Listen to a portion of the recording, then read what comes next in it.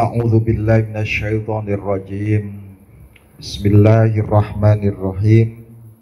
Allahumma shalli ala Muhammadanil Fatih lima ughriq wal khatim lima sabaq nasiril haq bil haq wal hadi ila siratikal mustaqim wa ala alihi wa ashabihi haqqa qadrihi wa miqdarihil aliyyil azim. Allahumma ya Allah ya Fattah ya Alim ya Fattah ya Alim iftah alaina bi futuhil arifin akrimna minka binuril fahmi wa akhrijna minadh dhulumatil wahmi warzuqna fahman nabiyyin wa hifdzal mursalin wa ilhamal malaikatal muqarrabin bi rahmatika ya arhamar rahim. Bismillahirrahmanirrahim. Dari keempat bahan dalam rangka untuk mencapai akhlakul karimah itu nanti membentuk empat. Jadi dasar orang berakhlakul karimah itu ada empat modal. Setelah empat modal ini dikembangkan oleh kita sebagai manusia, maka kesimpulannya itu juga ada berapa? Empat. Fa ummahatu mahasinil akhlaqi hadhil fadail al arba'ah. Jadi sumbernya nanti ketika itu diolah, kuwatul il, kuwatul ghadab, kuwatul syahwat, kuwatul adl, itu bahan-bahan yang harus kita miliki untuk mencapai akhlak yang baik. Kalau itu sudah terkumpul dan dikelola oleh kita, maka akan melahirkan empat pokok dalam berakhlakul karimah. Jadi pokoknya akhlakul karimah itu ada empat, Pak. Namun bahan yang menimbulkan pokok itu ada berapa? Alah mbo iki ngajine. Kadang-kadang dheweke berbicara akhlak tapi ora mudeng ya. Berakhlaklah seperti Rasulullah Muhammad. Ini kadang-kadang ya wis lah, yang penting ngaji. Di bahannya namanya kuwatul lail, kemarin sudah dibahas, kemampuan dalam berwawasan, yang itu adalah merupakan pengembangan dari akal yang dimiliki oleh kita. Kemudian kemampuan dalam mengatur ghadab, karena manusia itu penting punya ghadab, itu penting. Kemampuan dalam bersyahwat bukan berarti melampiaskan syahwat, tetapi kemampuan dalam memanage syahwat itu supaya tidak berlebih. Kalau itu sudah empat-empatnya Anda miliki, maka akan melahirkan pokok dalam setiap keutamaan akhlak itu ada empat. Yang pertama adalah waya al-hikmah. Hikmah kadang-kadang dimaknai karo wong kebon cengkeh, karo wong metro iku maknane ilmu perdukunan. Iso nyembur ke jenenge ilmu hikmah. Salah, hikmah itu adalah menggali sesuatu yang ada di dalam. Dia akan menemukan kalau digali, kalau nggak pernah digali ya nggak ketemu. Hanya kalau pengen nemu apa-apa itu ada galian dulu, baru timbul hikmah. Paham apa iki, Pak? Paham ge? Jadi hikmahnya apa? Allah menciptakan surga dan neraka. Hikmahnya itu adalah untuk menjadikan manusia itu supaya berhati-hati. Yaghfiru liman yasha'u wa yu'adzibu man yasha'.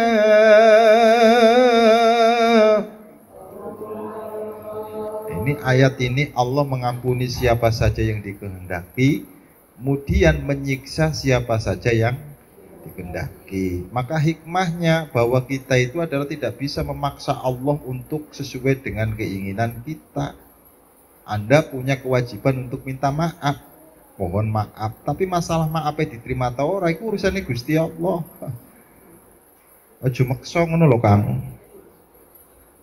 Di kita itu hanya diberi kemampuan untuk menyadari kekeliruan dan kesalahan.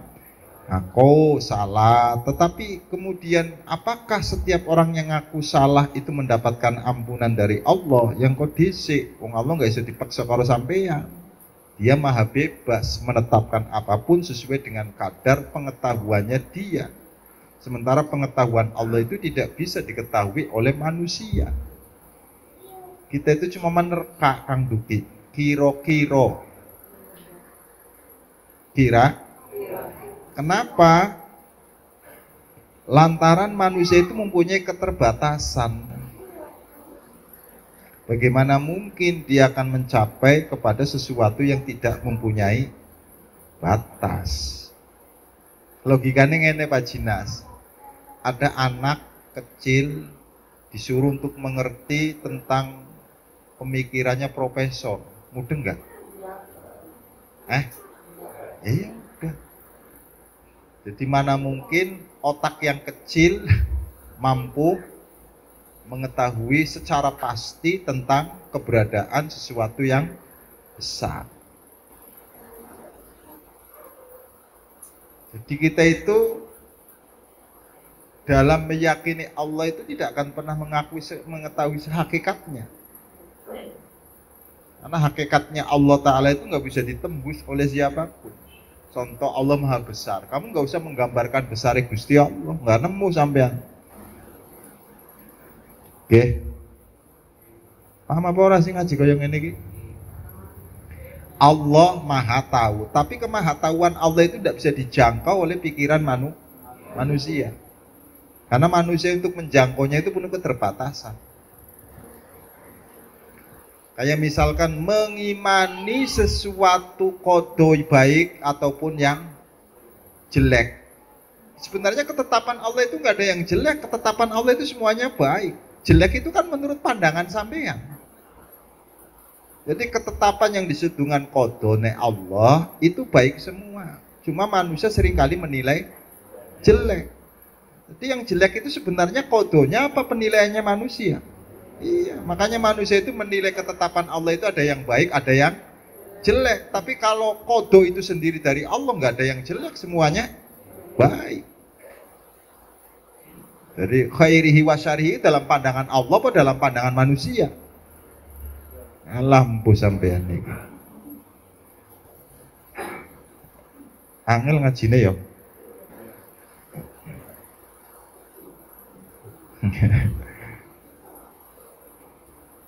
Itu yang dalil ihsan itu kan ka'annaka taroh, ya kan? Sembahlah Allah seolah-olah kamu mengetahui. Kok seolah-olah ngono lho. Jadi kan nek kaya ngono berarti Allah itu harus menurut imajinasine sampeyan seolah-olah. Karena selama ini kita memaknai kapnya ka'annaka di situ itu maknanya tasbih, tidak pernah menjadi makna hakikiyah. Jadi maknanya sebenarnya bukan seolah-olah kamu tahu, tapi sembahlah dengan sebenar-benarnya kamu tahu tentang Allah. Wis maknane bedone Kang. Angel Kang Imam ngaji ning kene iku sing kaya wis penting kaya ngene wae lah cukup lah. Oke. Pak Indro wis pokoke. Hikmah itu adanya di dalam, bukan di luar. Contoh misalkan orang itu berdiri itu namanya gambar. Adapun hikmahnya orang berdiri ketika sholat itu apa? Itu kan namanya hikmah. Akal itu disuruh untuk mencari. Sama iki sampean akal yang goleki apa ora sih? Anggur kabeh yo pantesan lah, ora apa-apa lah. Jadi hikmah itu dapat dicapai oleh orang yang menggunakan akalnya. Allah itu menciptakan bahan, manusia disuruh untuk mengembangkannya. Nah, pengembangan dari bahan yang Allah ciptakan itu namanya hikmah. Karena akal manusia itu adalah berbeda-beda, kecenderungannya tidak sama, maka dengan bahan yang sama hasilnya tidak sama. Paham apa ora? Wong sampean dikei wedhus wae bahane sama wae. Dikei karo Pak Haji Jamal yo dadine sate. Kalau dikei karo Pak Min yo digembalakake ning sawah. Dan nganakake yo Pak Min.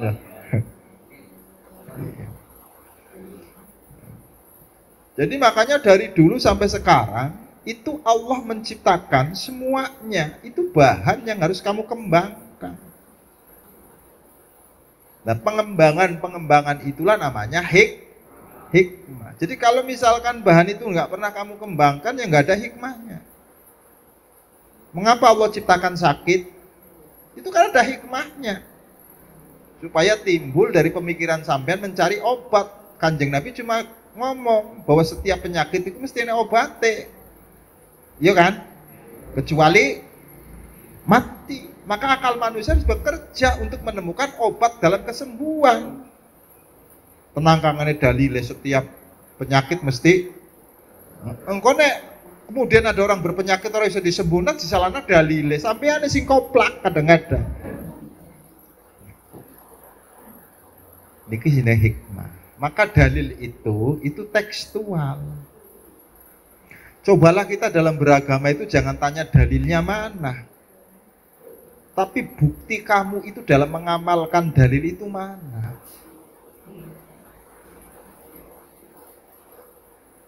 Ganti ke moso dari dulu sampai sekarang tanyanya dalil.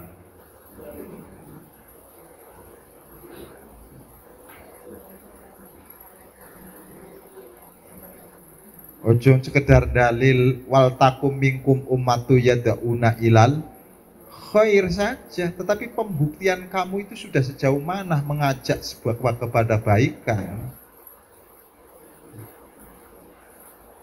Jadi hikmah itu Pak Jinas itu taruhnya di dalam sesuatu yang tersembunyi karena barang berharga. Kalau barang murahan jangan taruh di dalam, taruhnya di mana? Di luar.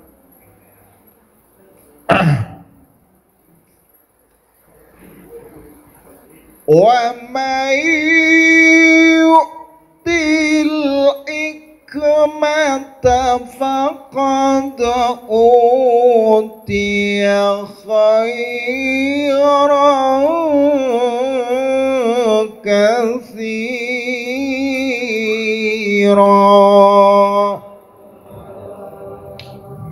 Siapapun yang memperoleh hikmah pasti akan memperoleh kebaikan yang banyak. Di kategori orang yang baik itu adalah orang yang bisa menemukan barang. Jadi ibaratnya hikmah itu adalah barang yang hilang. Dimanapun kamu harus mencarinya. Maka al-hikmah itu dolatun, bukan hikmah itu sesat, goblok. Hikmah itu adalah ibarat barang yang hilang.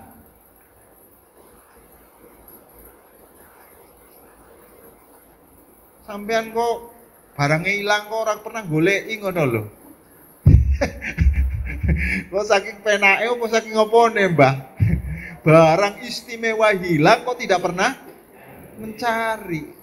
Oh, jangan-jangan selama ini sampai orang duwe barang istimewa sehingga tidak merasa kehilangan. Jadi hikmah itu adalah sesuatu yang tersembunyi. Dia diibaratkan seperti barang yang hilang. Untuk itu carilah.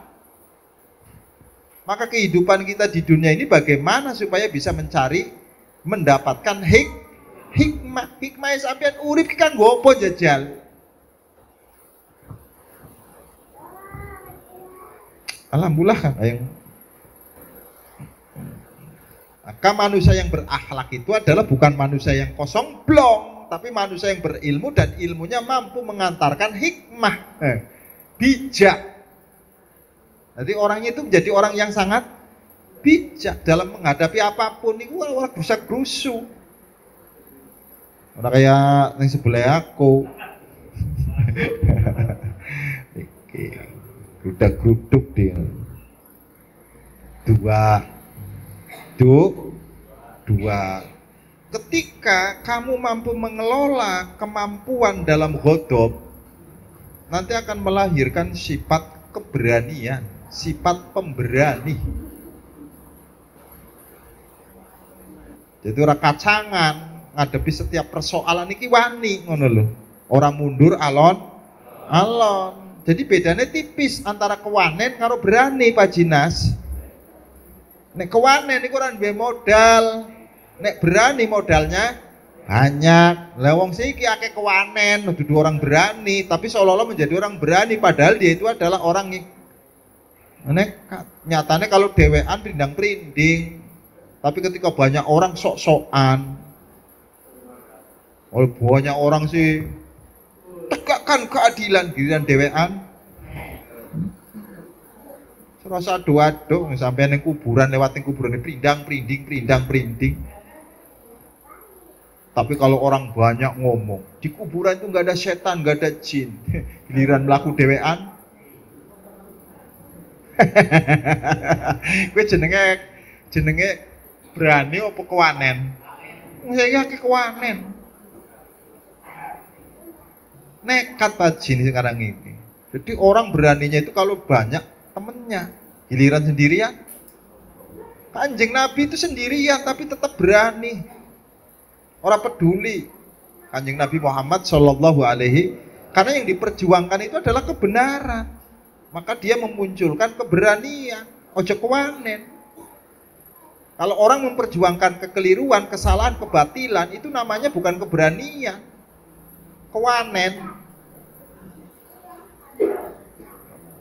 Supaya viral wae. Insyaallah, masyaallah. Jadi agama itu membutuhkan keberanian. Karena bagaimanapun juga yang namanya agama itu disampaikan akan berhadapan dengan orang. Masalahnya ini orangnya keberanian ini enggak jadi, Pak.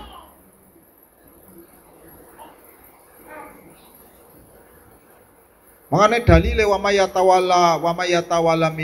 mayatawalla minkum fahuwa minhum. Siapapun yang berteman dengan orang kafir maka dia bagian dari orang kafir. Lagi kan dalil-dalil masih umum, Pak. Lah kalau Quran tidak pernah bersentuhan sama orang kafir, kita tidak pernah berdakwah kepada orang kafir, kalau orang kafir kapan ngerti Islamnya? Gimana tuh sampean ini? Ketika misalkan kita tidak mau berdekatan dengan orang jelek, terus orang jelek jadi baiknya kapan? Waras apa waras sampean ini?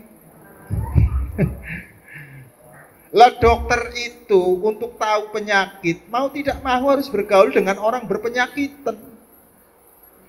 Dokter kok gaulnya kan wong sehat, wah ya ora tahu penyakit, enggak tahu penyakit mah. Lah kalau enggak tahu penyakit yang enggak bisa menyembuhkan, gimana? Maka mau tidak mau yang namanya dokter itu selalu dihadapkan sama penyakit. Jadi dokter kok ngeluh, aku kok dihadapkan karo penyakit. Oh, jadi dokter. Paham? Paham napa mboten? Saya pernah di komen nih, kiai kok senenge gaule karo wong pasek-pasek. Saya tidak pernah berteman dengan orang pasek. Itu binaan saya. Paham Pak nggih? Jadi yo perlu ada namanya syaja'ah, apa? Keberanian. Orangnya kewanen itu ya, orangnya keberanian ya mundur agama.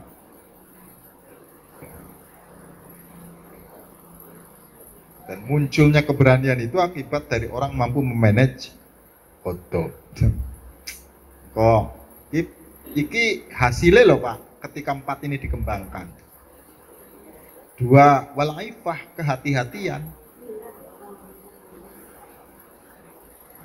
Orang kalau kemampuan menahan syahwat itu hati-hati banget. Barulah muncul keadilan.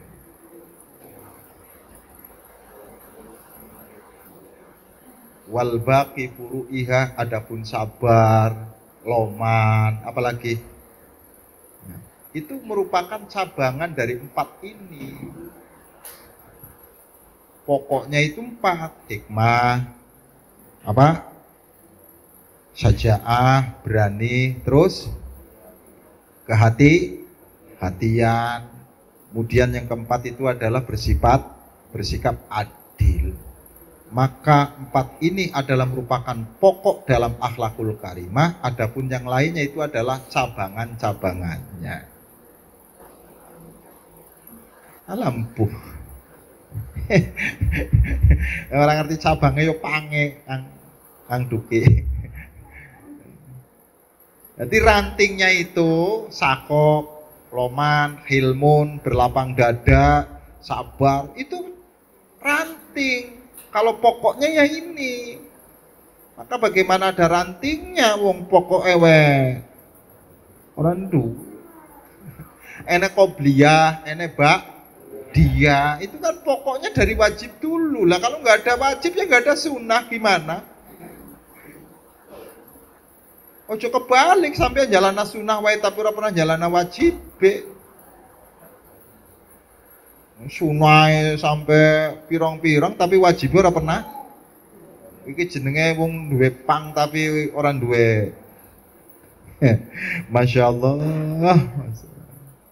Walam yablugh kamal al-i'tidal fi hadhil arba' illa Rasulullah sallallahu alaihi wasallam. Tidak akan pernah ada satupun manusia mencapai 4 hal ini secara sempurna. Orang enek kecuali Kanjeng Nabi. Lalu sampean niru Kanjeng Nabi itu sesuai kadar kemampuan sampean. Dan itu tidak akan mungkin sama dengan Nabi. Yo sampean sabar, tapi tingkat kesabarannya sampean karo Kanjeng Nabi adoh. Paham?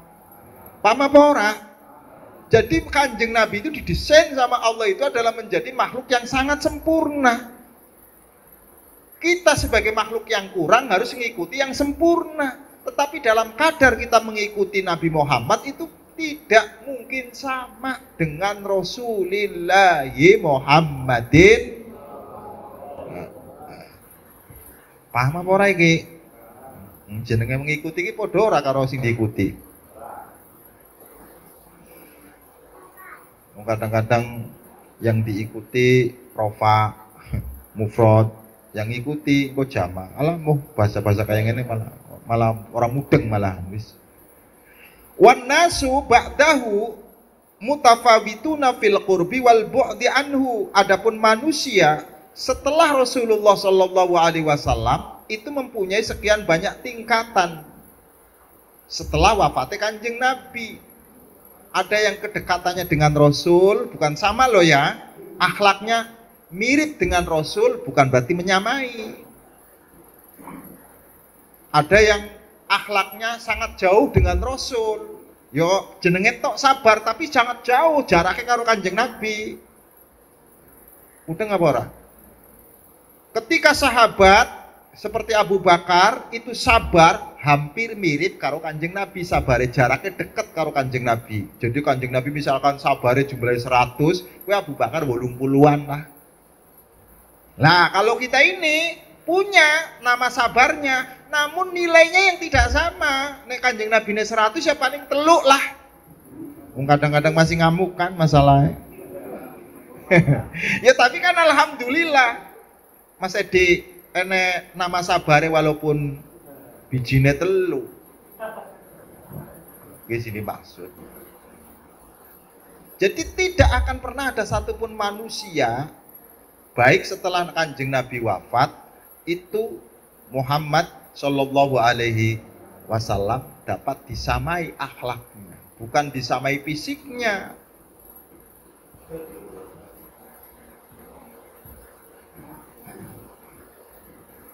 Sampai gak iso ngikuti akhlaknya Kanjeng Nabi secara penuh. Ya paling enak ibaratnya gelas nih Kanjeng Nabi ku diisi isine penuh. Sampai paling orang dua gelas tapi ana isine to Kang. Masuk gelas orang isine belas, malah jadi pajangan wae ning bupet. Masa sampai niku tuh gelas kan gua apa sih?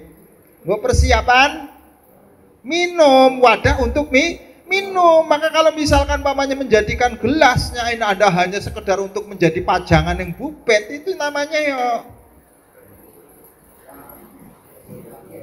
kadang-kadang lucu tenan nih. Sing apik-apik dijadiin pajangan, sing gelas partai nggo. Aku sering Pak, namu itu gelasnya partai. Durung pernah wae ning Pajinas kayak ini gelasnya enek gelasnya kayak ini merek PKS ning Pajinas kayak. Iki. Fakullu man qaruba minhu fi hadhil akhlaq fa huwa qaribu minallah ya. Siapapun yang dekat dengan Rasul secara akhlak, maka dia dekat dengan Allah Subhanahu wa taala. Jadi ukuran dekat dengan Allah itu bukan dengan jubah, bukan dengan jenggot, tapi sejauh mana engkau bisa mengikuti Rasul secara akhlaknya. Jadi ketika jenengan itu adalah jaraknya kepada Rasul, akhlaknya itu mirip, berarti kedekatan dengan Allahnya pun semakin dekat. Tapi ketika mohon maaf dengan Rasul itu akhlaknya jauh, ya disitulah letak kita dekat dengan Allah, diukur saja sejauh mana kita bisa niru Kanjeng Nabi akhlaknya.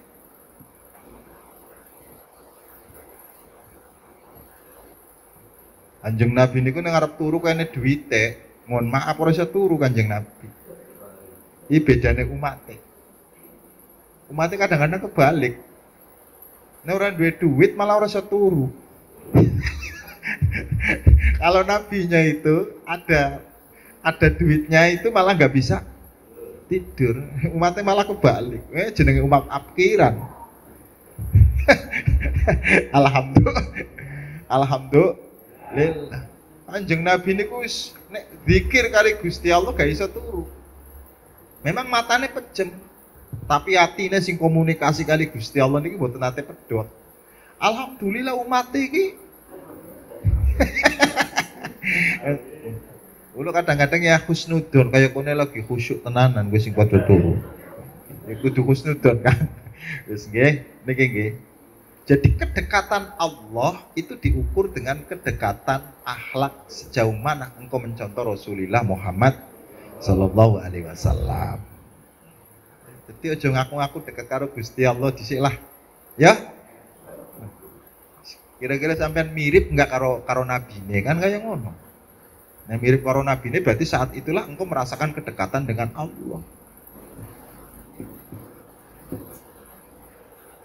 Ukuran kita itu adalah dekat dengan Allah, tinggal diukur karo Kanjeng Nabi. Wong Kanjeng Nabi itu alat ukur kebenaran manusia dekat dengan Allah. Rasa ngaku-ngaku sampai yang Pak Min.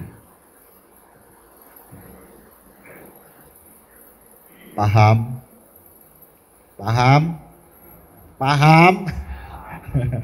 Sampai kira-kira ngikuti Kanjeng Nabi sejauh mana?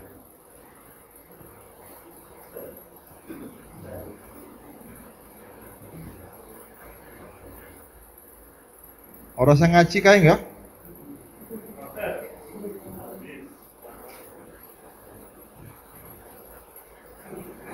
Fakullu man qaruba minhu fi hadil akhlak. Setiap seseorang yang mendekat dengan menggunakan akhlak.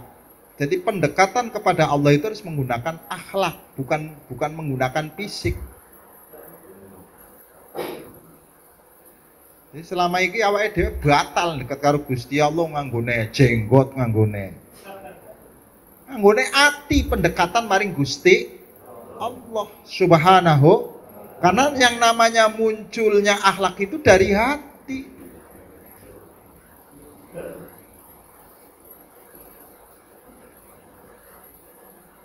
Iki padha krungu apa ora ya? Iya. Oke Pak Imam. Lah pendekatan kepada Allah itu adalah qaribu minallahi biqadri qurbihi min Rasulillahi Muhammad sallallahu alaihi wasallam. Sehingga Kanjeng Nabi itu menjadi gambar, menjadi ukuran tentang kedekatan manusia kepada Allah. Kalau sampean sifat-sifatnya kaya Kanjeng Nabi, walaupun tingkatannya berbeda, disitulah letak kedekatanmu atau jauhmu kepada Allah. Paham?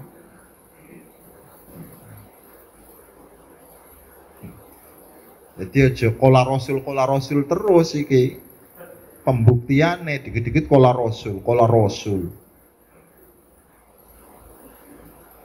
Yang kita harus buktikan itu bukan kola rasulnya. Sejauh mana kita bisa ngikuti kanjeng Nabi Muhammad dalam berakhlakul karimah. Karena itulah yang menjadi penentu manusia dekat atau jauhnya manusia dengan Allah Subhanahu wa ta'ala.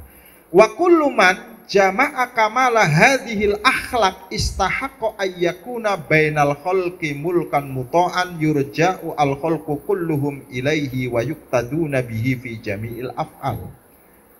Maka siapapun yang mampu mengumpulkan pokok 4 dasar dari akhlak itu pasti akan menjadi anutan siapapun, pasti akan menjadi pedoman bagi seluruh makhluk.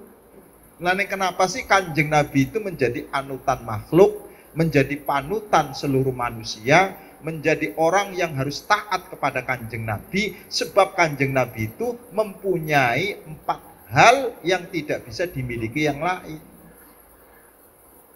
Mulanya disebut manusia yang sempurna.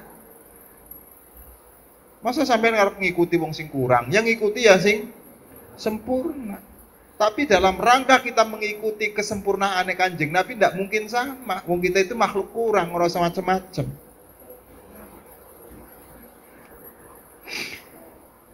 Iki Pak Jinas, go ngaji lho Pak Jinas, enak iki ngajine iki. Yurja'u al-khalqu kulluhum ilaihi, maka setiap makhluk itu semuanya dikembalikan. Ukurannya makhluk itu benar atau tidak tinggal diukur mempunyai akhlak atau tidak.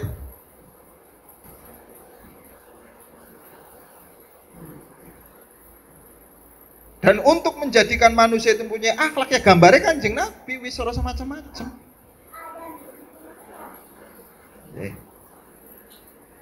Paham? Paham apa betul? Jadi kita sudah benar atau belum itu ukurannya akhlak. Ukurannya apa? Akhlak. Maka ketika kita itu mengukur akhlak, maka yang menjadi ukurannya itu adalah Rasulullah. Nek kalau kita akhlak wis kaya kanjeng Nabi berarti serada bener. Karena Nabi Muhammad itu adalah manusia benar.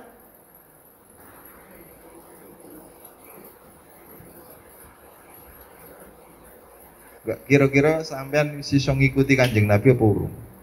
Selama ini kita menyanjung Rasul ya, tapi ngikuti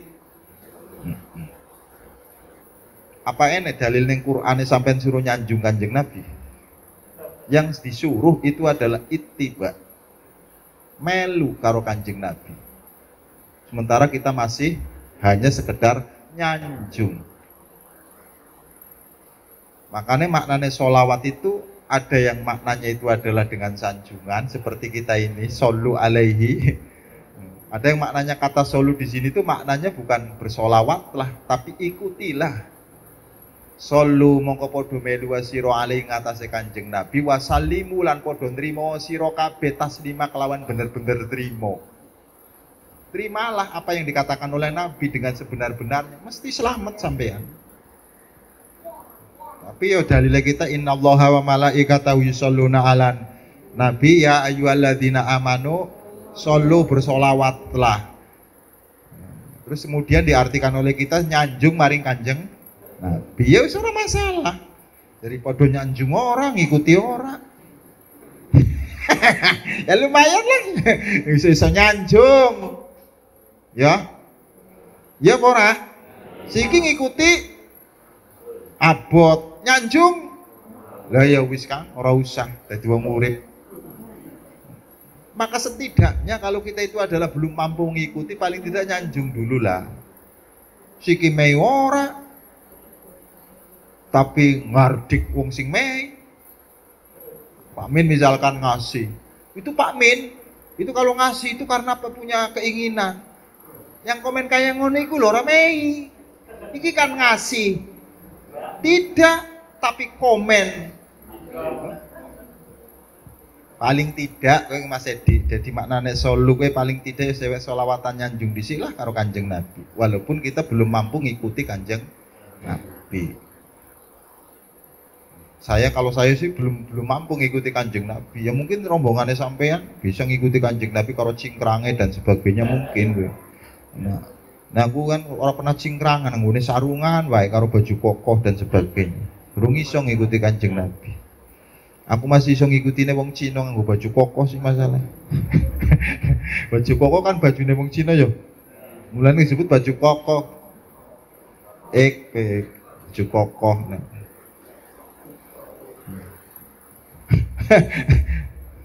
Nyampe di mana tadi? La ilaha illallah. Yang nyantai wae Kang ngaji tenang kae. Wa kullu man jama'a kamala hadhil akhlaq. Siapapun yang mampu mengumpulkan kesempurnaan dari akhlak-akhlak ini istahaqqa ayyakuna bainal khalqi mulkan muta'an. Pasti dia itu adalah berhak menyandang suatu yang disebut dengan mulkan, seorang raja yang ditaati. Makanya Kanjeng Nabi itu dikatakan sebagai manusia yang harus ditaati sebab sudah sempurna dalam berakhlak kepada Allah Subhanahu wa taala. Jadi nek sampean ora diikuti kok ojo marah kaya wis sempurna wae. Awas sampean ora melu karo aku, sampean wis sempurna apa urung? Jadi yang wajib diikuti itu adalah orang yang mempunyai kesempurnaan dalam memiliki akhlakul karimah. Adapun kita-kita yang kurang-kurang ini, itu jangan sampai mewajibkan orang lain untuk mengikuti kita. Melo oleh, tapi nek ngongkon wong kudu melu karo awake dhewe kan bahaya. Apa ini jaminan sampean bener? Awas Kang ora melu sampean celokon.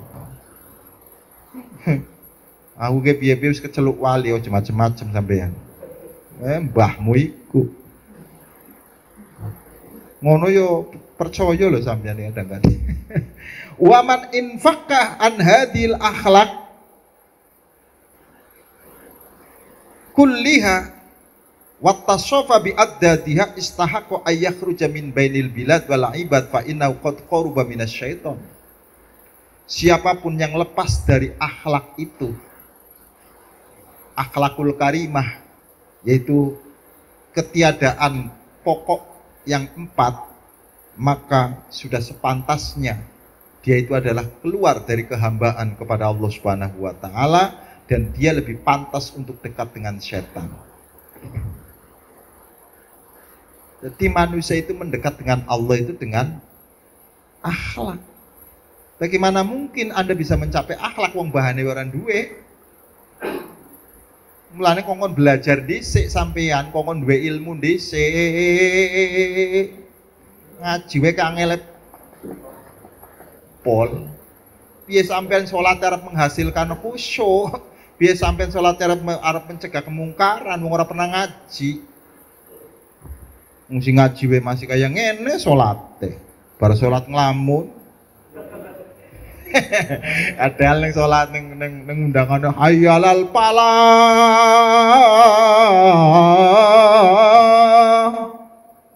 Mari menuju kebahagiaan, kemenangan. Berarti bar salat kudune seneng.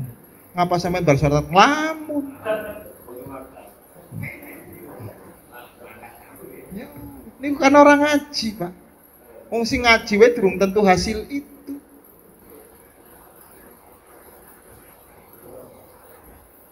Saya itu kadang-kadang heran dengan umat Islam. Nek sholat iku podo tenanan, tapi nek ngaji kok ora. Rumangsane dengan sholat tanpa ngaji wis bener sampean. Rasul itu pertama kali diperintah oleh Allah bukan untuk sholat, tapi untuk ikro, berwawasan dhisik kok. Goblok ora.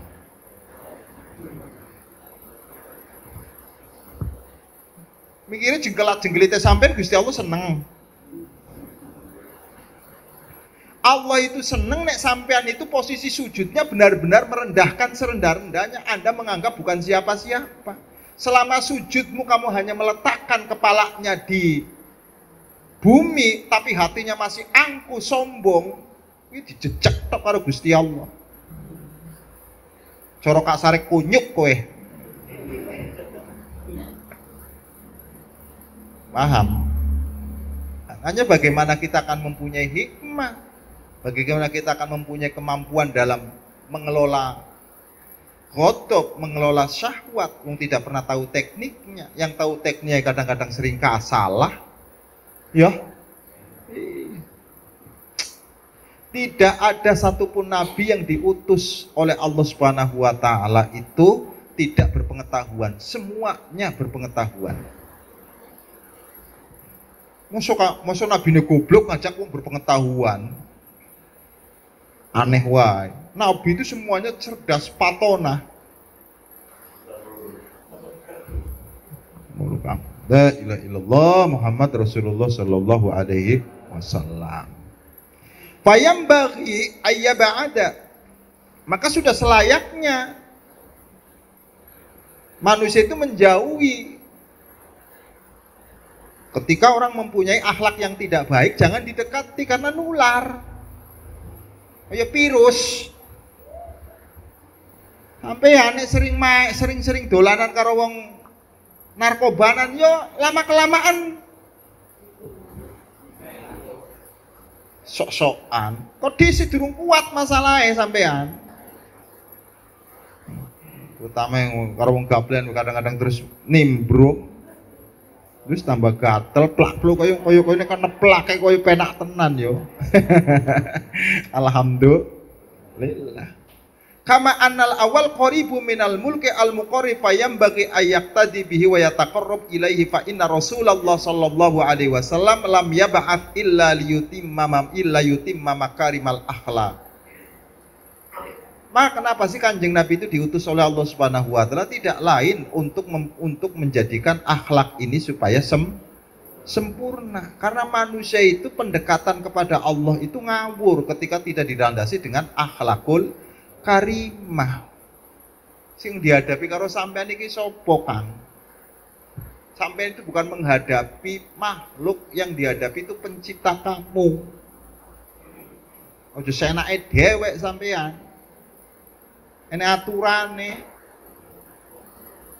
Hanya kemudian aturannya itu adalah wudhu sebelum sampean ngadep, kan tandanya wajahnya kudu sumringeh.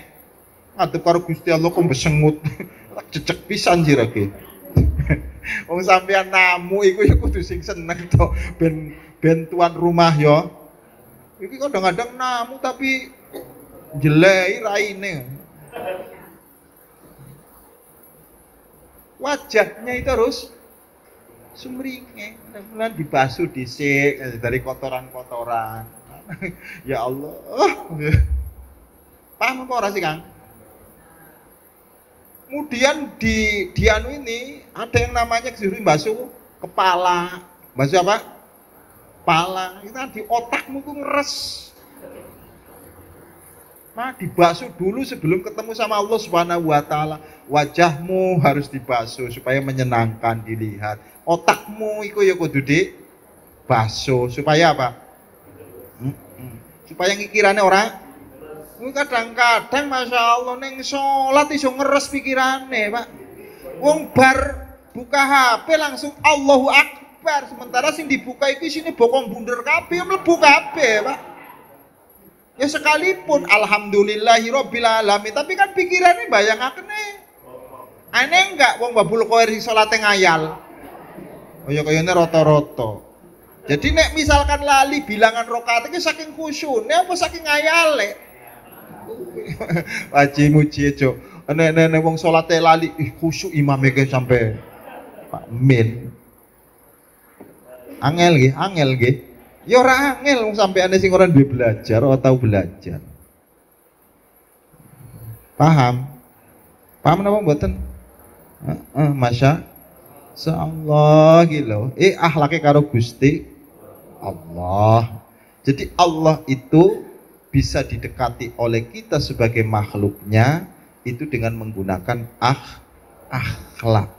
Maka sholat itu adalah merupakan akhlak manusia kepada Allah. Cuma sampean kadang-kadang sholat ora pernah didadekna akhlak sih. Jadi sholat itu adalah berakhlaknya kita kepada Allah. Artinya apa? Artinya ketika kita itu adalah mengadakan hubungan dengan Allah, koneksi karo Gusti Allah, kita sadar posisi kita sebagai siapa. Nanya dari sampai tadi opo ketika sholat. Semua yang ada dalam diri kita itu bukan miliknya, titipane. Sebab ketika kita lahir itu tidak pernah membawa apa-apa dan bukan siapa-siapa.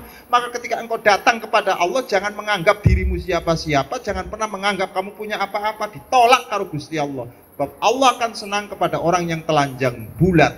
Yang dimaksud telanjang bulat bukan budak, goblok. Bukan bukil ngadep karo Gusti Allah, kudu bukil, arian. Bukan begitu, maksudnya kamu telanjangi dulu hati kamu dari nafsunya. Karena selama ini kita menganggap diri kita itu punya apa-apa. Kita ini adalah sebagai siapa-siapa. Ngadep karo Gusti Allah mesti ditolak. Nah, ketika kita berhadapan dengan Allah, nyatakan bahwa diri kita itu adalah bukan siapa-siapa dan tidak pernah memiliki apa-apa.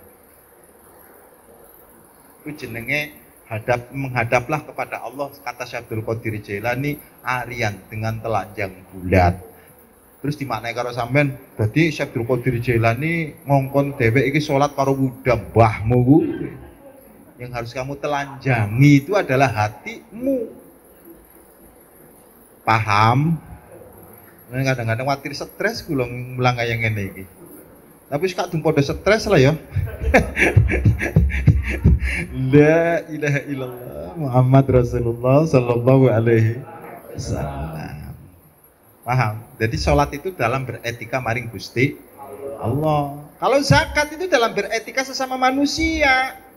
Makanya kata-katanya wa ita'u zakah, bukan orang miskin yang mendatangi zakat. Angel sampeyan. Tetapi yang namanya ita'u zakah itu artinya adalah memberi, bukan orang miskin yang disuruh untuk ngambil zakat. Sampeyane sing teko ning wong miskin supaya bisa mulyakna marang wong miskin. Selama ini kan sampean merendahkan wong miskin. Nanti kalau wong miskin selalu teka maring sampean, sampean itu merasa dibutuhkan oleh siapapun, ini akan memunculkan sifat sombong. Paham apa orang? Maka terapinya supaya sifat sombong itu adalah hilang, orang kaya itu mendatangi orang miskin sebagai bentuk penghormatan. Tapi kenyataannya orang. Iki Pak Jina supaya kayane berakhlak pimesimin. Jadi syariat itu adalah merupakan bentuk akhlaknya manusia maring Gusti Allah, tetapi karena tidak dibarengi dengan ilmu, ya semuanya itu sia-sia. Dia bagaikan gambar sing masih kosong. Wong enene hikmah itu dibalik gambar, sampean sementara hikmahnya itu nggak pernah digali, tapi hobi menggunakan gambarnya saja. Sholat itu kalau secara lahiriah itu namanya gambar. Hikmahnya ini ada di dalam. Angel temen sih sampean iki. Ora betah ngaji kaya ngene karo Pak Jamal. Salah-salah natok. Ya memang. Kecuali sampean wis bener, kula nyalahake ya memang salah. Nyatane padha salah. Ora gelem salahake, berarti sing sombong sapa asline? Jadi orang yang sombong itu sudah tahu salah tapi tidak mau nerima, ngertine wis bener wae. Ya ora masalah. Lah aku mlebu ning surga gara-gara komennya sampeyan. Tenan. Semakin sampean komen ora apik kula malah tambah seneng. Iki peluange iki mlebu ning surga aku iki. Kali-kali lah sampean iki ora komen sing ora apik karo aku, ora masalah. Tetep sampean urip kok, tenang wae. Masa Allah. Lah setelah iki lah iki mari kita belajar. Wis sudah mempunyai 4 hal ini atau belum? Makanya Gusti Allah ngerangkum Al-Qur'anul Karim. Ya akhlake Kanjeng Nabi gambare Quran. Yang dimaksud Kanjeng Nabi itu adalah akhlaknya Quran. Jadi gambar-gambare Kanjeng Nabi itu eneng Al-Qur'anul Karim. Maka kadang-kadang sampean ketika ndeleng Quran kelihatan gak Kanjeng Nabi nih? Orang boleh sing kelihatan cuma kalimatnya hurufnya nggih. Waqad asyara al-Qur'anu ila hadhil akhlaq fi awsafil mu'minina faqala ta'ala. Allah mengisyaratkan dengan kepada Al-Qur'anul Karim untuk orang yang sudah mencapai akhlak yang baik. Tinggal sampean ngukur, aja kembali ning Quran, diukur ndi sing wis balik apa urung sing sementara iki. Aja ngomong bolak-balik tapi ora pernah balik sampean. Balik sih gampang, kembalilah ke Quran. Saya mau tanya, sampai sudah balik apa belum? Ora pernah ngukur kok bolak-balik terus ya. Innamal mu'minuna alladzina amanu billahi wa rasulihi thumma lam yartabu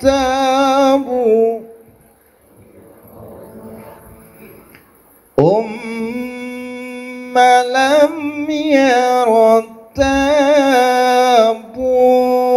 wajahidu bi amwalihim wa anfusihim fi sabilillah.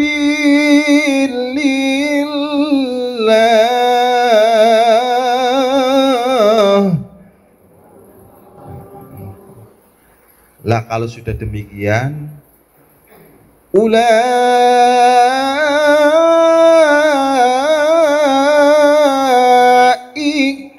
humus shadiqun.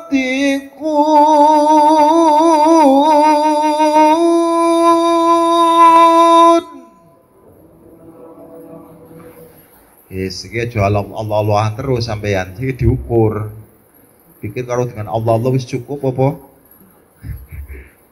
Maka ayat ini sebagai ringkasan manusia yang sudah mencapai akhlak yang bagus.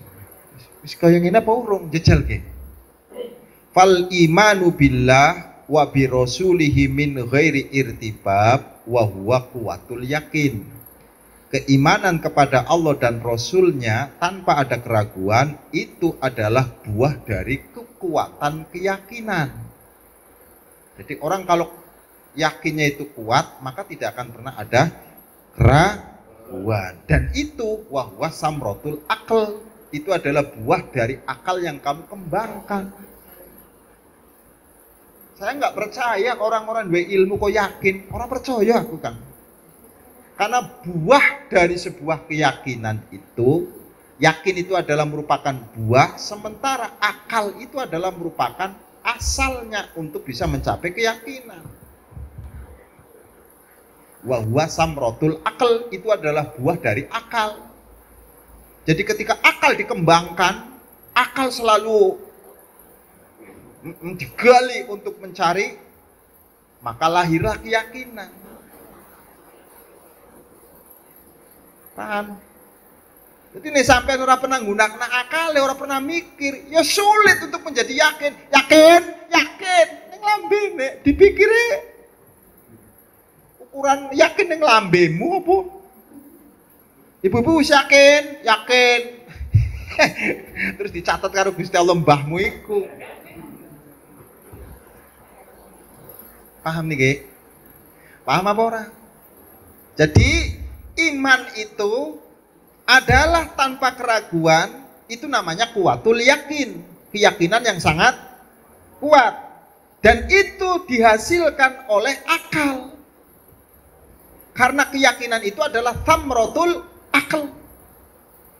Maka manusia untuk bisa mencapai keyakinan harus dikembangkan akalnya. Karena akal ini telah diberi sama Allah untuk menjadi modal manusia mencapai keyakinan. Jadi selama ini awake dhewe durung yakin berarti belum pernah menggunakan akalnya. Enak kok.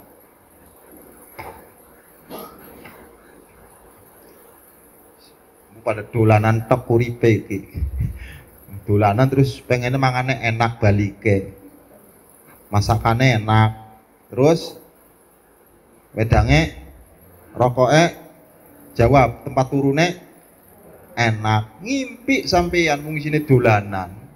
Tapi kalau sampean bekerja keras balik mangan enak ya wajar wong ene hasile. Dolanan kok pengen balik ke ning urip ning dunia pada dolanan atau tidak pernah menggunakan akale kok pengen mlebu ning surga lho kowe kan. Pengen urip enak ning kono kok dhisik. Kerja keras aja dulu. Makanya orang kalau bekerja keras mempunyai harapannya besar. Balik enak. Ora usah mangan sing enak. Karena udah kalau kerja keras keringetnya metu iku mangan apa wae enak. Yo. Yo ora percaya sampeyan iki. Dolanan mangan orang lawe ngamuk biasane. Paham iki? Akhirnya bojone sing diomongi. Dasar istri enggak solehah. Suami pulang enggak boro-boro masak. Jawabnya bojone gampang. Sampean habis kerja wis dolan, Mas. Dolan ya wis ora usah macem-macem. Nah, kita ini jangan sampai menjadikan dunia itu adalah mainan. Kalau orang kafir itu menjadikan dunia sebagai mainan. Tapi orang Islam itu menjadikan dunia sebagai tanaman. Gimana toh? Maka disebut adunya musri'atul akhirah. Ya ilaha illallah Muhammad Rasulullah sallallahu alaihi. Ujungnya itu adalah al-hikmah. Ujungnya apa? Hikmah. Jadi pencapaian tertinggi oleh akal manusia itu adalah hikmah, dapat menemukan di antara rahasia Allah Subhanahu wa taala menciptakan apa saja.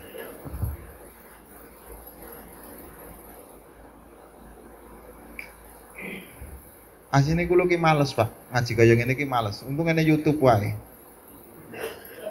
Ana nih sampean ke pelajaran kaya ngene ora mudeng wis.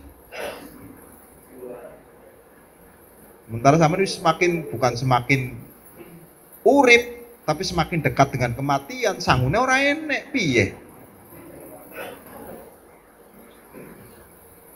Wong agama dari dulu sampai sekarang sih dikandakna kuwi.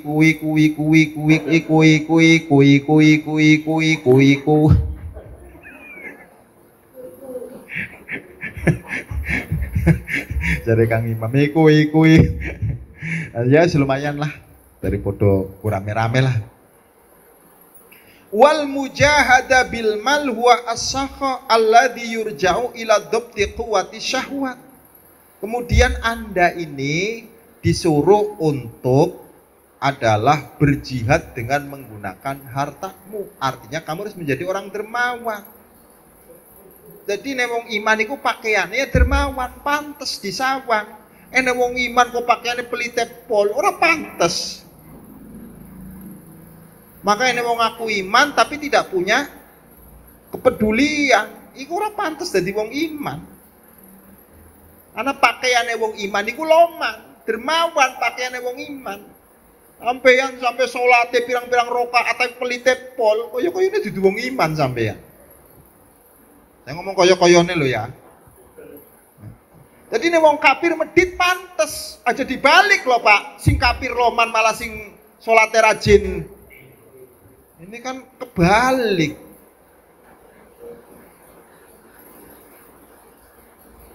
Iya. Itu akibat dari apa? Akibat mampu menahan gejolak-gejolak syahwat. Syahwat itu nggak mau berbagi. Yang namanya syahwat itu pasti mikirnya hasil nyari dari kayak ngene jeri payah keringetan kok dilawani bengi-bengi mangkat kok bar oleh kok dibagi. Syahwat. Maka ketika tidak ada dorongan iman ya nggak jadi. Nah, namanya iman itu adalah mengorbankan sesuatu, sementara syahwat nggak mau. Ya kan? Tarik ulur itu terjadi. Syahwat itu adalah senang sama dunia, sementara iman menuntut harta itu harus dikeluarkan. Sementara syahwat nggak mau, kan kudu tarung dhisik. Dan dalam keseharian kita itu seringkali terjadi berkecamuk yang demikian. Sing menang syahwat, apa sing menang iman? Tapi rata-rata imannya kalah. Iya Kang. Ngene dikei kok kuwatir iki anake njaluk jajan. Wis mulai pikirnya syahwat begitu dilawan karo iman terus kemudian oke coy, enggak ngelawan dhisik. Pasal menang atau kalah kok dhisik, yang penting tarung dhisik jare syahwat. Aduh. Iya. Itu kategori orang-orang yang sudah mencapai akhlak yang baik. Betapapun engkau rajin mendekat kepada Allah dengan sholatmu, dengan dzikirmu, ne pelit percuma sampean. Karena orang pantes dinggo karo wong iman.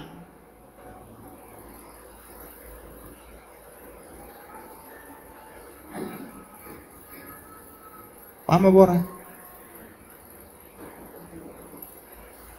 Sampean pernah enggak Al-Qur'an itu jadikan sebagai renungan?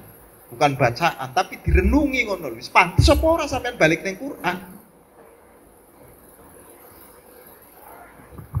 Kaya apa sih raine wong sing wis balik ning Quran kaya apa sih modele?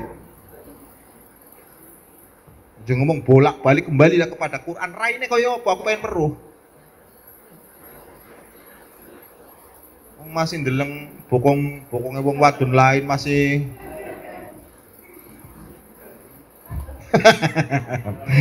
iya masa ya alhamdulillah lah. Ini gini iki pahamin sedikit lagi niki ben sampean anu niki. Wal mujahada bin nafsi hiya asyajaah.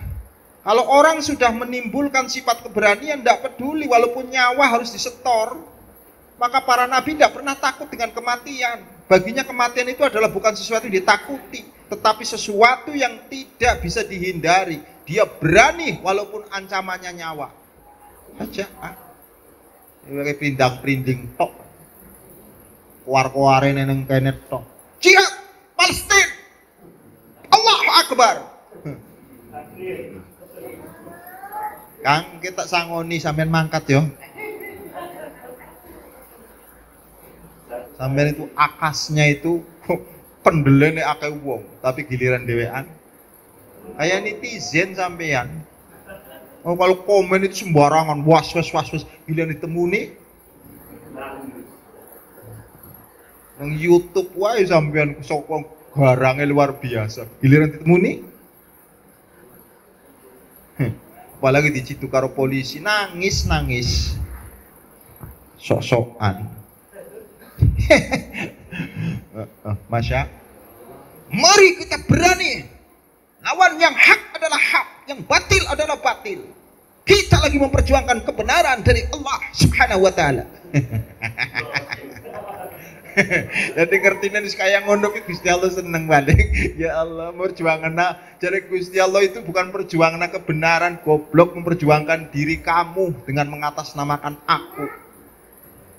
Yang selama ini kamu perjuangkan itu adalah nafsumu. Aku hanya menjadi bemper. Aku hanya menjadi atas namamu agar tujuanmu berhasil.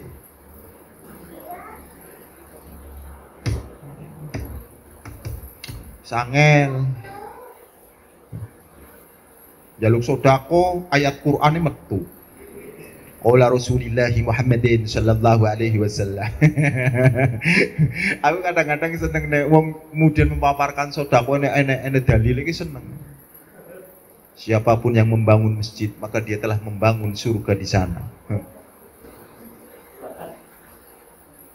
Qala Rasulullah sallallahu alaihi wasallam.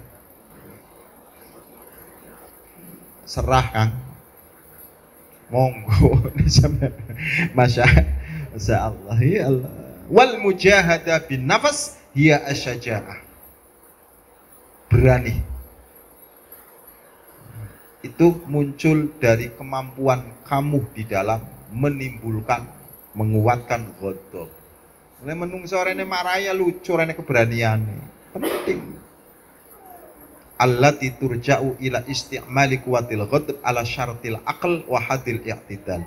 Wa qad wasafa ta'ala as-sahabah qala asyidda 'alal kufar, bukan keras, tegas terhadap orang-orang kafir. B ruhama bainahum, saling mengasihi di antara orang-orang mukmin. Ojo kadang-kadang para mukmin karo mukmin kok serang-serangan.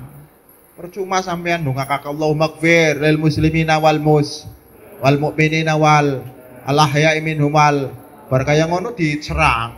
Kan kok sampai ndongakna tapi diserang terus. Nek ndongakna ya berarti sampai ora kena nyerang nih. Ini selama ini doa kamu Allahumma ya Allah ampuni mereka-mereka itu ya Allah, dia saudaraku, wong saudaraku diserang. Aneh. Saudara kok diserang, masa aneh sampean. Enggak usah bab-bab kayak ngono, Kang. Bab warisan wis sampean karo sedulur jataru kok. Iya toh? Itu saudara saya, saudara sekandung, tapi bab warisan jarang yang mengatakan, sudahlah untuk kamu semua, biarkan aku tidak mengambil. Toh yang menikmati itu juga saudaraku. Enek sih kayak ngono. Enek. Oh, kok mana pemerintah nang metro per metro gane 2 juta, mana emang. Tapi sholatnya rajin kan? Oh emang kat.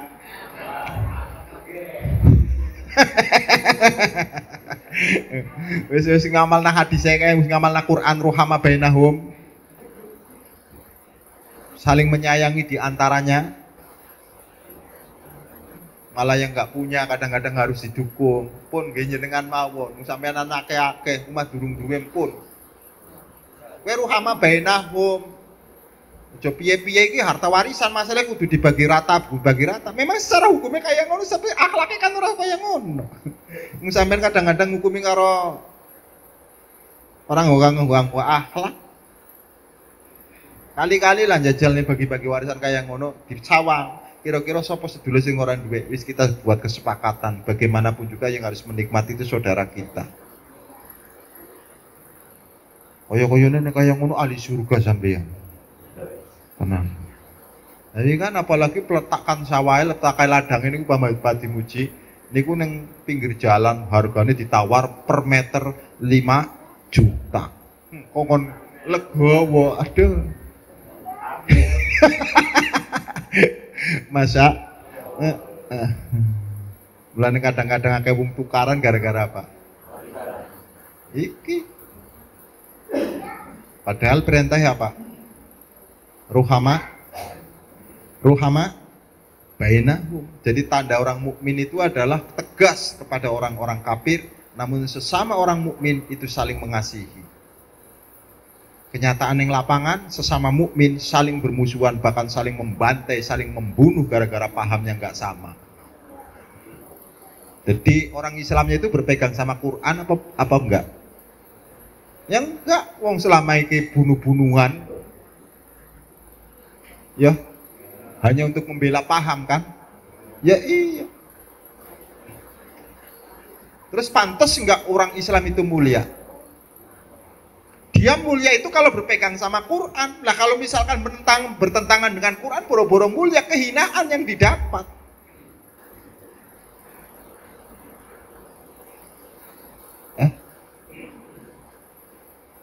Jadi selama ini umat Islam mengalami demikian itu siksaan apa ujian?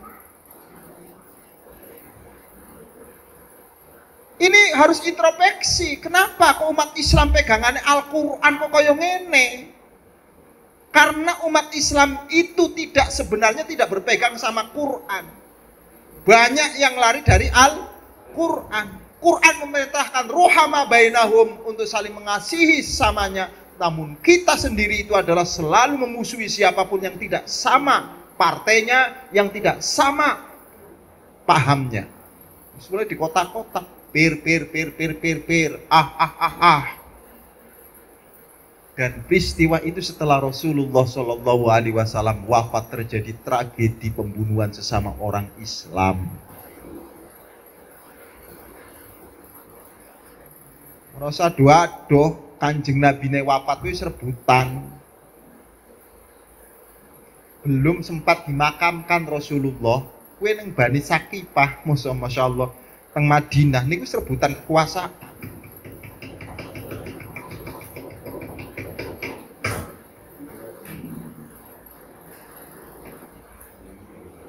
Padahal jaraknya masih dekat dengan Rasulullah.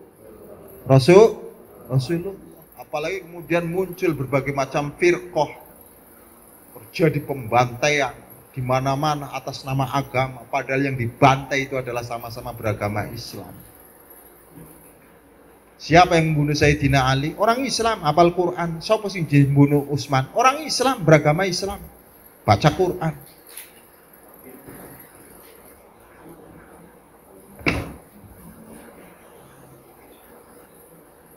Sekarang pertanyaan, di mana buktimu kamu berpegang sama Al-Quranul Karim? Bukan kamu membacanya, bukan kamu hafalnya.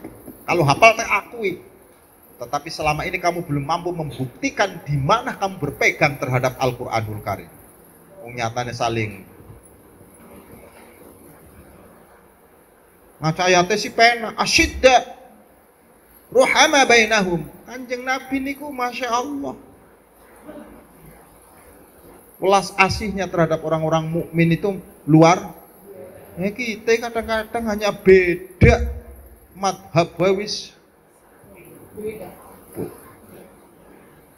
Wong mangkat.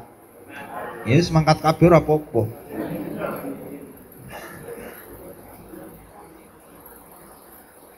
Isyaratan ila anali syiddah maudian wali rahmah maudian. Itu harus ditempatkan pada tempatnya. Ketika sama orang kafir harus tegas, tapi ketika sama orang mukmin jangan kasar, tetapi harus ruhama bainahum.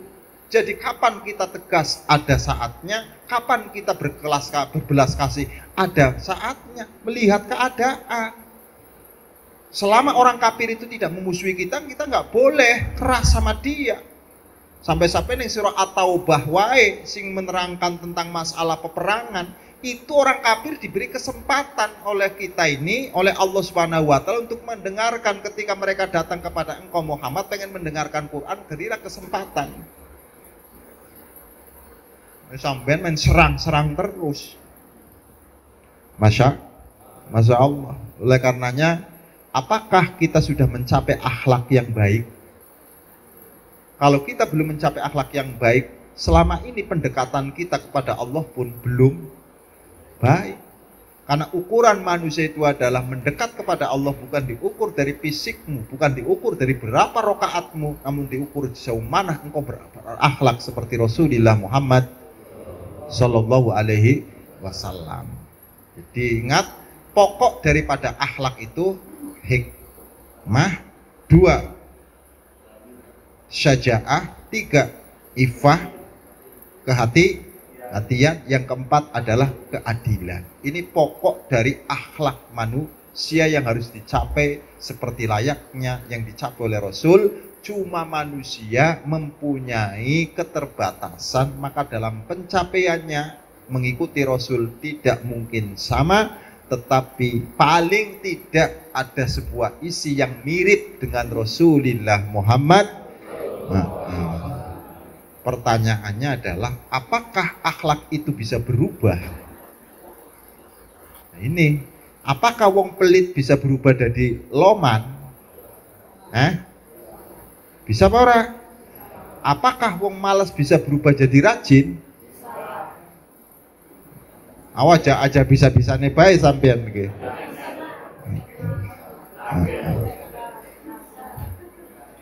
Sekarang pertanyaannya adalah, apakah akhlak manusia itu bisa dirubah? Maka untuk penjelasannya pada malam Rabu yang akan datang. Jadi, jangan berkecil hati karena masih memungkinkan untuk kita yang masih hidup di alam dunia untuk bisa merubah akhlak yang jelek menjadi baik. Tetapi harus ada kemauan yang keras, Pak Min. Cuma punya keinginan tapi orang gelem kerja keras. Penyakitnya pinggir aku iki. Ya Allah, mudah-mudahan Allah Subhanahu wa taala memberi kemampuan kepada kita untuk memperbaiki diri sebelum datangnya kematian menjemput kepada kita semua.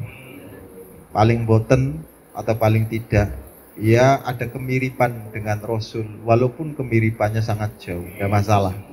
Yang penting ada isi yang seperti Rasulullah Muhammad Sallallahu Alaihi Wasallam. Jadi kalau Rasulnya itu adalah mencapai 100%, maka setidaknya kita itu adalah 1% harus ada seperti Rasulullah Muhammad. Bismillahirrahmanirrahim. Allahumma rizukna bi ta'atika wa la yubdhilna bi ma'asyiatika. Allahumma sghil jawarihana bi ta'atika. Allahumma sghil jawarihana bi ta'atika. Allahumma sghil jawarihana bi ta'atika. Wa qulubana ya Allah bi ma'rifatika. Wastaghil bi dzikrika fi lailina wa fi naharina wa fi tuli hayatina wa alhiqna bis sholihin. Rabbana atina fid dunya hasanah wa fil akhirati hasanah wa qina adzabannar. Wassallallahu ala sayyidina Muhammad nabiyil ummi wa ala alihi washabbihi wasallam. Alhamdulillahi rabbil alamin. Kurang lebihnya mohon maaf. Assalamualaikum warahmatullahi wabarakatuh.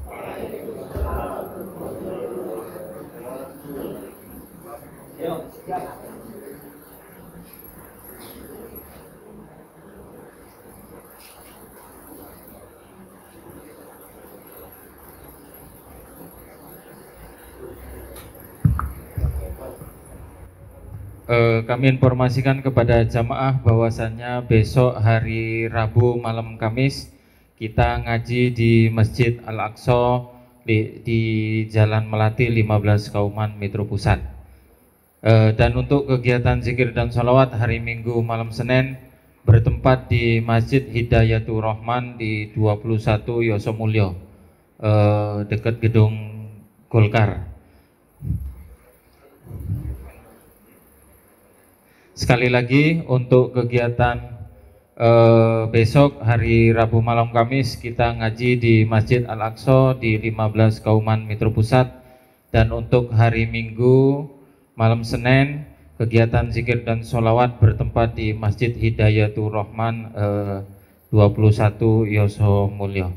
Saya rasa itu saja informasi dari kami. Allahumma sholli ala sayyidina Muhammad.